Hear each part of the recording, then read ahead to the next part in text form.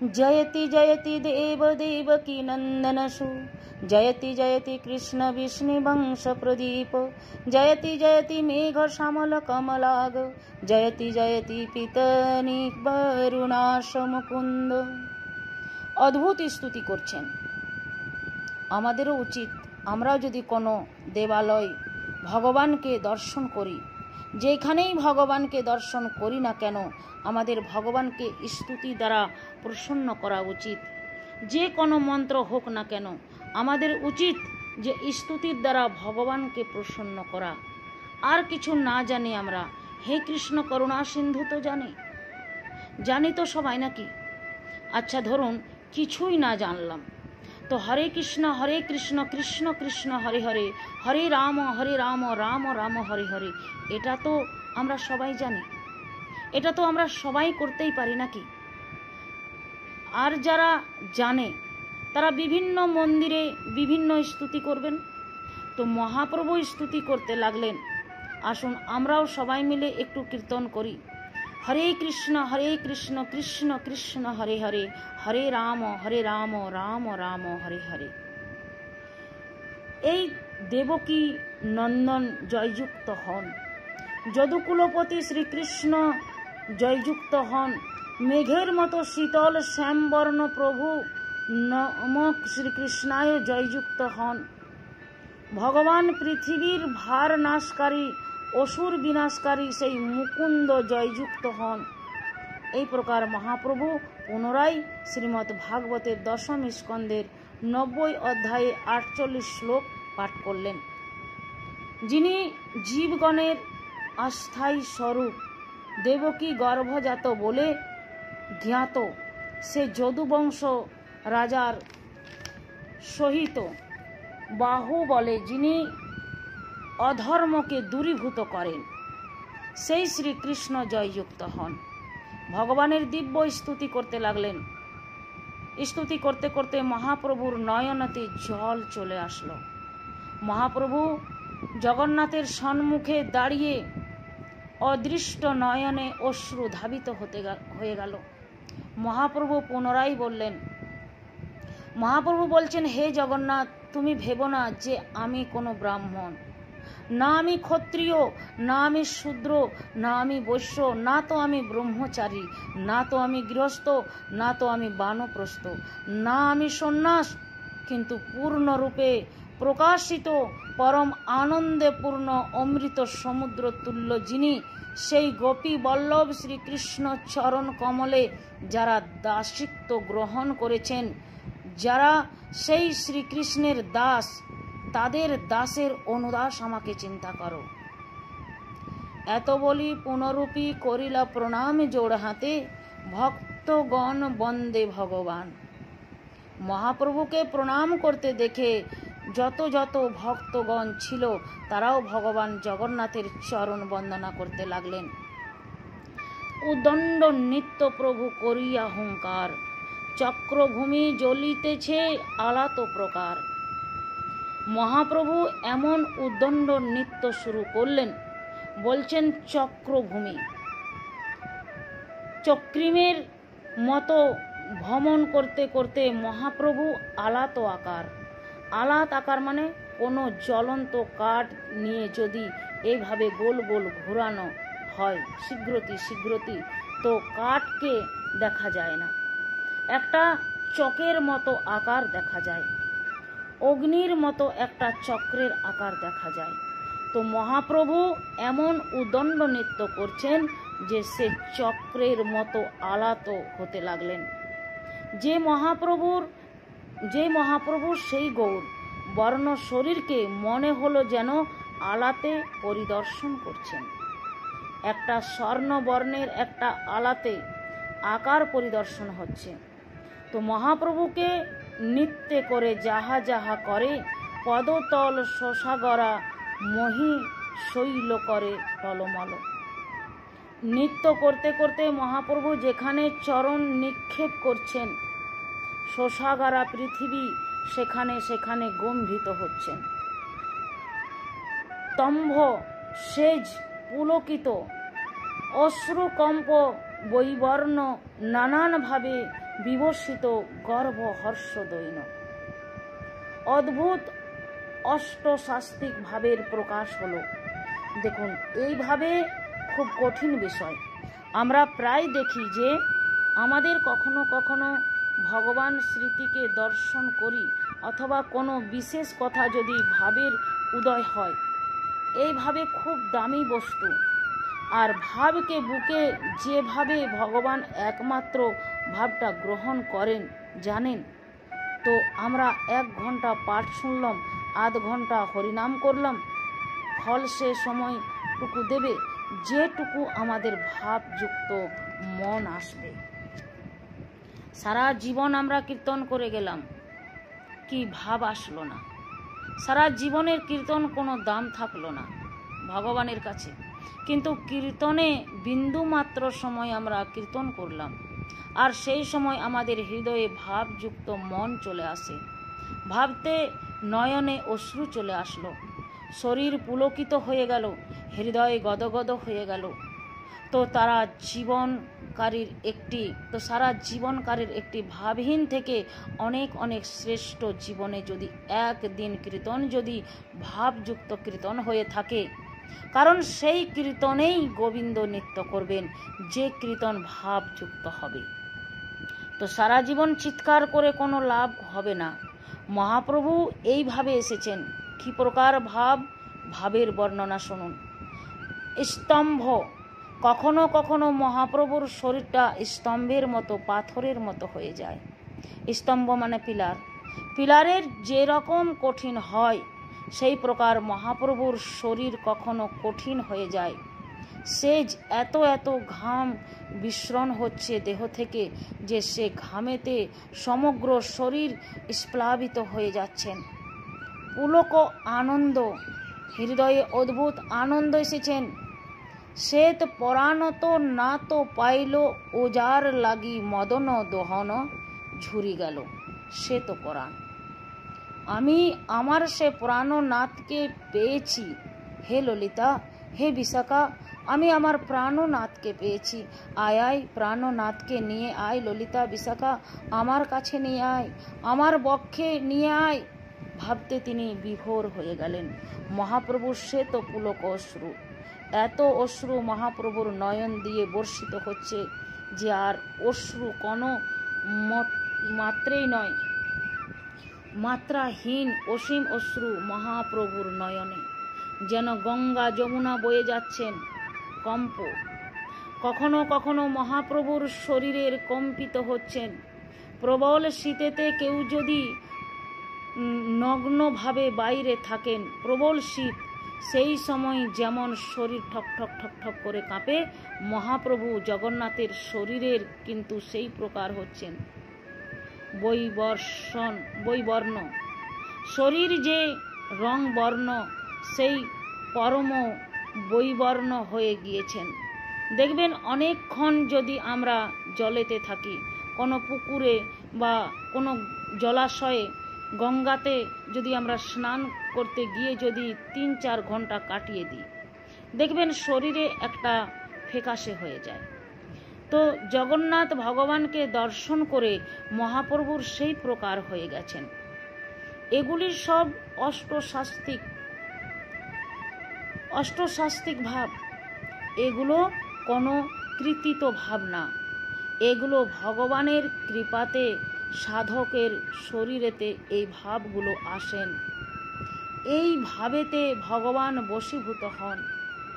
সারা জীবন সাধনা করে যদি ভাবতে না আসা যায়, তাহলে সারা জীবনের সাধনা জিরো হয়ে যায়, শূন্য হয়ে যায়। তো মহাপ্রভুর দর্শন হয়েছে ভগবানের গর্ভ অহংকার। কাকে নিয়ে? অহংকার যে জড় শরীরকে নিয়ে অহংকার না, এই জড় বৈভবকে নিয়ে অহংকার না, গোবিন্দকে নিয়ে অহংকার। সেই তো প্রাণনাথকে পাইনু, হে প্রাণনাথ তুমি একমাত্র আমার। এই প্রকার ভাব গর্ব হয় গোবিন্দকে নিয়ে, মহাপ্রভুকে নিয়ে, ভগবান শ্রী জগন্নাথ দেবকে নিয়ে গর্ব হচ্ছেন। হর্ষ আনন্দ, মহাপ্রভু তিনি আনন্দিত হচ্ছেন।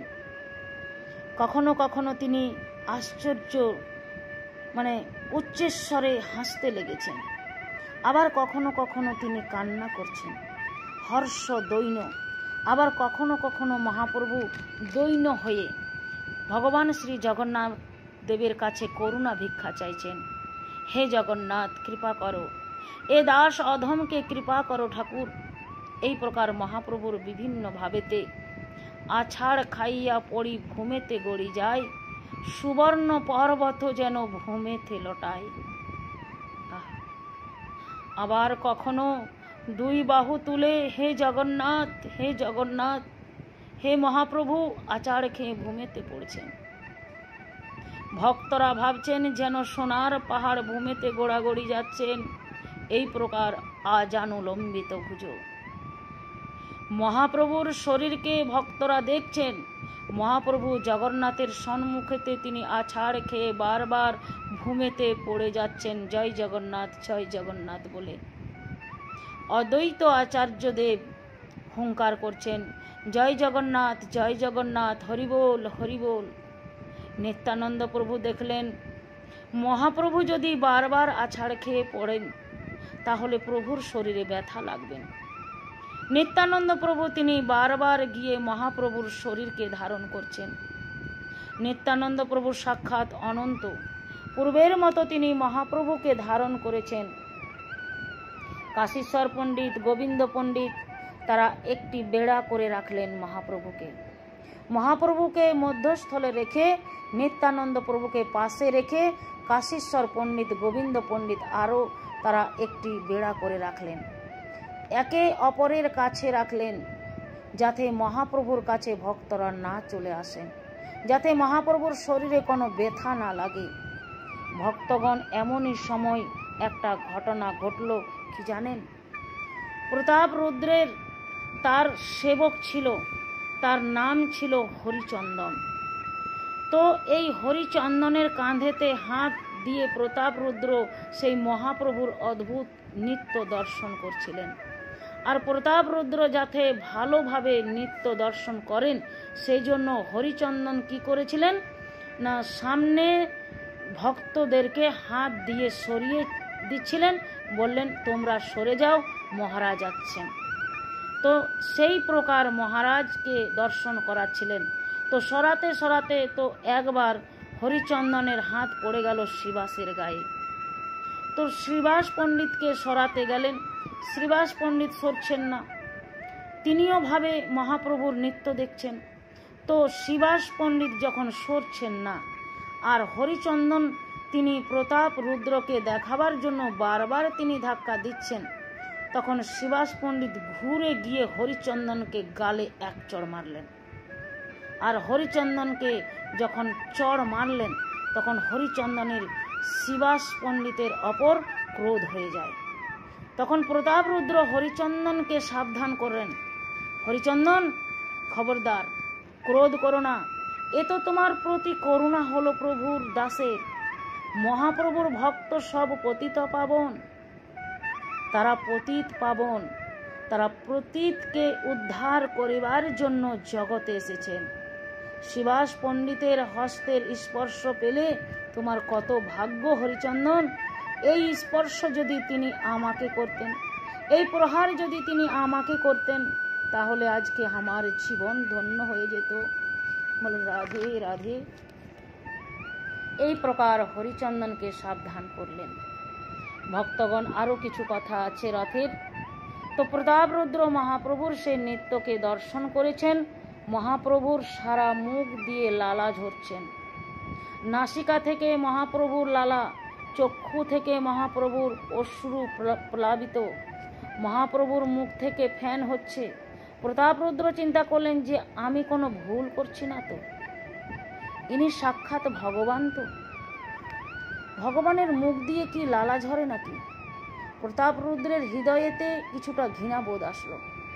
মহাপ্রভুকে দর্শন করে, এই কথাটি বৃন্দাবন ঠাকুর চৈতন্য ভাগবতে লিখছেন, প্রতাপ রুদ্র পরকালেই ভাবলেন, ছি ছি, এ আমি কি চিন্তা করলাম, আমার মনে কি ভাবনা হচ্ছে, আমি সাক্ষাৎ ভগবানকে এই চিন্তা করছি।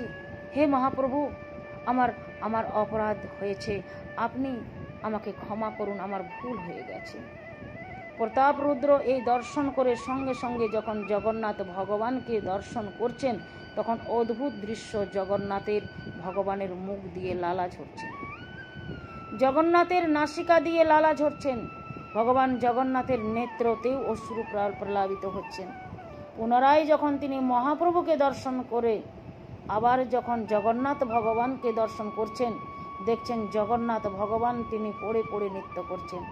বলো জগন্নাথ ভগবান কি জয়। পুনরায় তিনি যখন রথের দিকে তাকালেন, দেখলেন রথেতে তিনি সাক্ষাৎ জগন্নাথ বিরাজিত নেই, রথের সেই রত্ন সিংহাসনে সাক্ষাৎ মহাপ্রভু বিরাজিত আছেন। সেইখানেতে মূর্ছিত হয়ে প্রতাপরুদ্র পড়ে গেলেন। প্রতাপরুদ্রের যখন জ্ঞান আসলো, তখন মূর্ছা ভাঙল।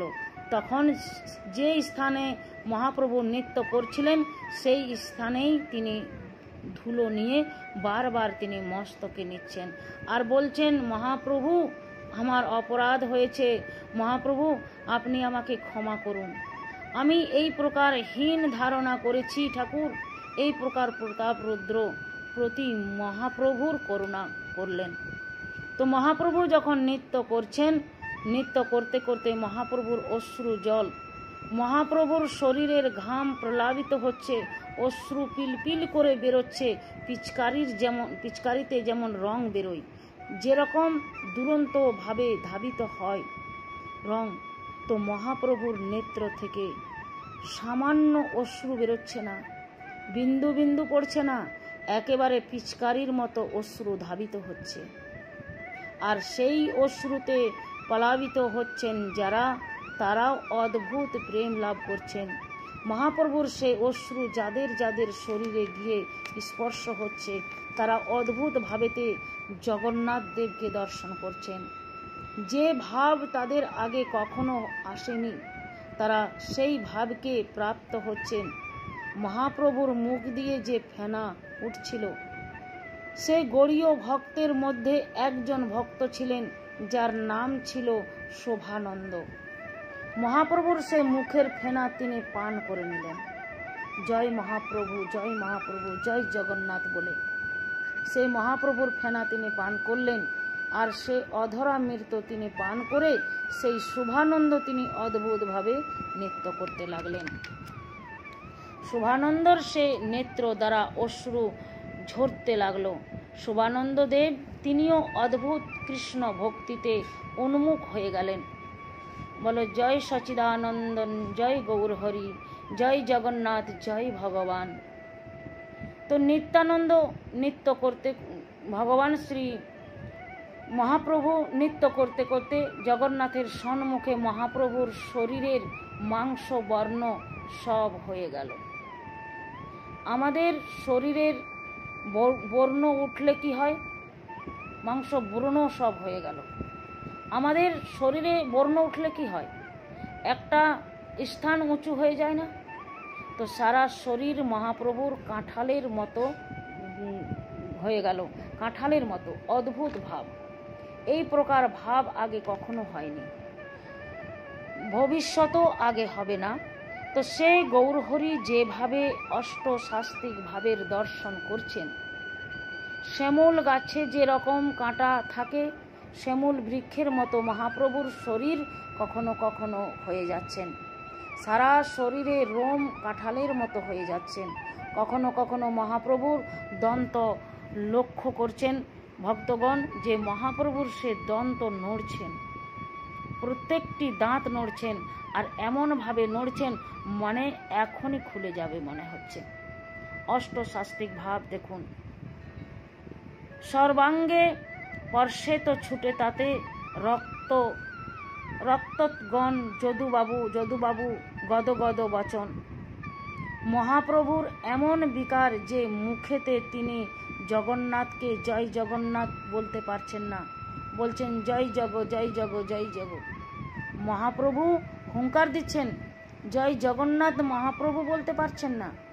নৃত্য করতে করতে হঠাৎ কি ভাব আসলো, মহাপ্রভু ভূমিতে বসে বসে আঙ্গুল দিয়ে লেখন শুরু করলেন। ভূমিতে বসে মহাপ্রভু লেখন শুরু করলেন।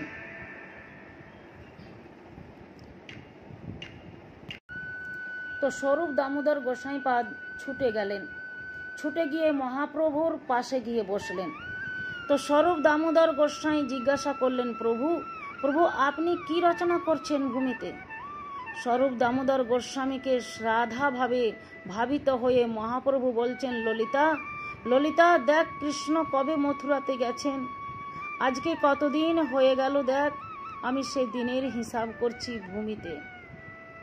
আজকে কতদিন হয়ে গেল, কত পক্ষ কত কাল হয়ে গেল, এখনো গোবিন্দ আসলো না। মহাপ্রভু রাধাভাবে পৌঁছে গিয়েছেন। মহাভাব রসরাজ, মহাভাব দুই এক রূপ। মহাভাবেতে পৌঁছে গেলেন মহাপ্রভু। ভূমিতে লিখন করছেন।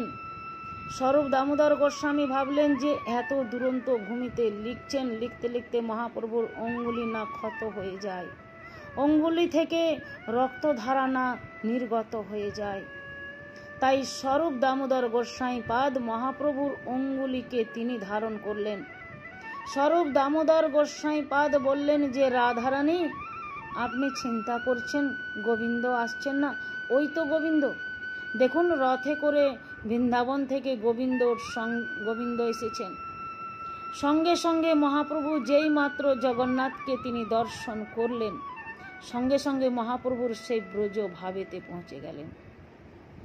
সেই ভূমি, সেই আমি, সেই নব সঙ্গম, তথাপি আমার মন হরে বৃন্দাবন।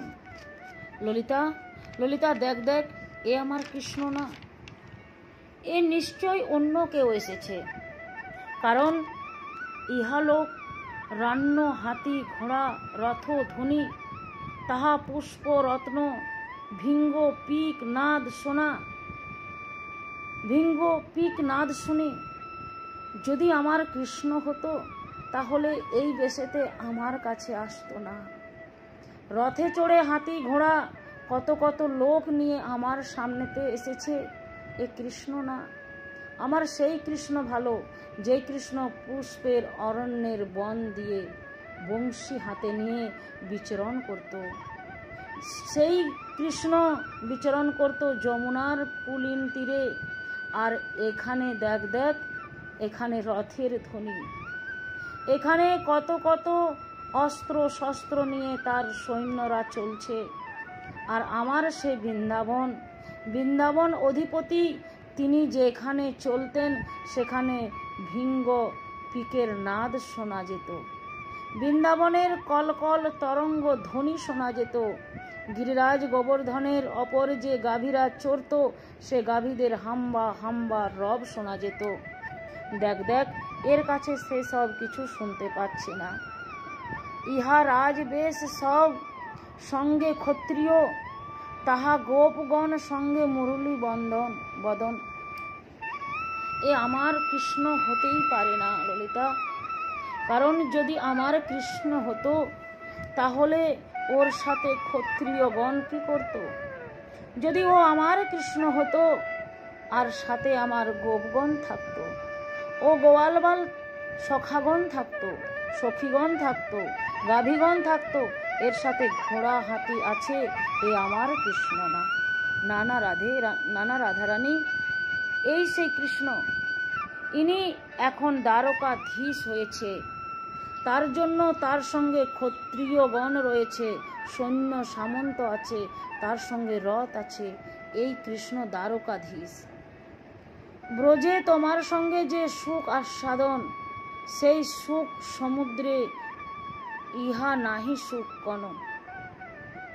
ললিতা, ব্রজেতে আমার কৃষ্ণের সুখ, কৃষ্ণ দর্শন করে যে সুখ হয়েছিল, আজকে জানি না সে সুখ কেন আমার লাভ হচ্ছে না।